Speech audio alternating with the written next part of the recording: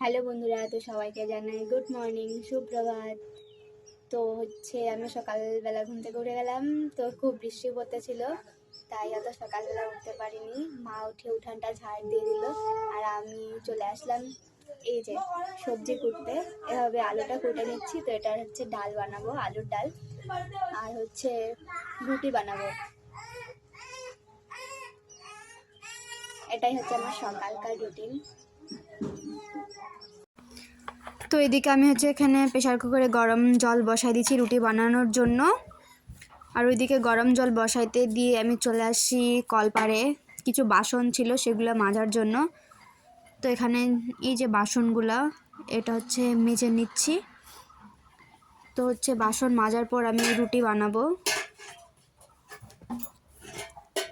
তো বাসনগুলো মাজা হয়ে গেলো। তো বাসনগুলো মাজা হলো যেহেতু, তো ধুতেই লাগবে। তো ধুয়ে নিয়ে নিলাম বাসনগুলা।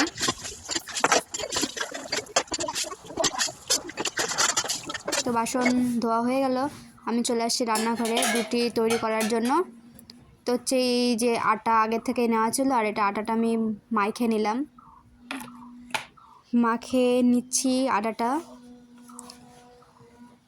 আটাটা মাখে নেওয়ার পর রুটি বানাবো আর কি।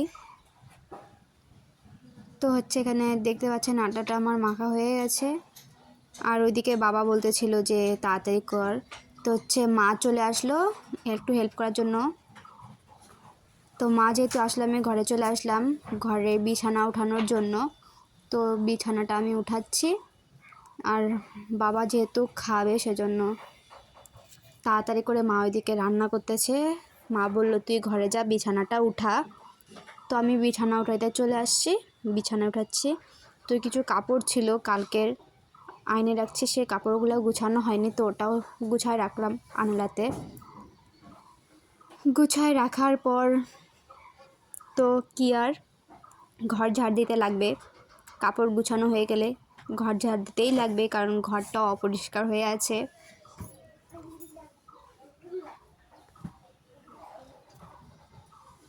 তো কি আর, যেমন কথা তেমন কাজ।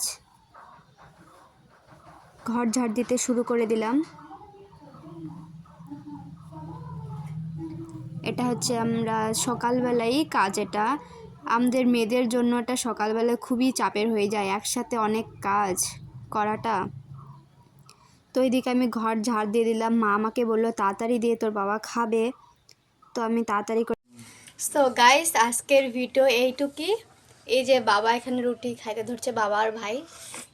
তো আজকে আমার মিনি ব্লগটা কেমন লাগলো অবশ্যই একটু জানাবেন। টাটা।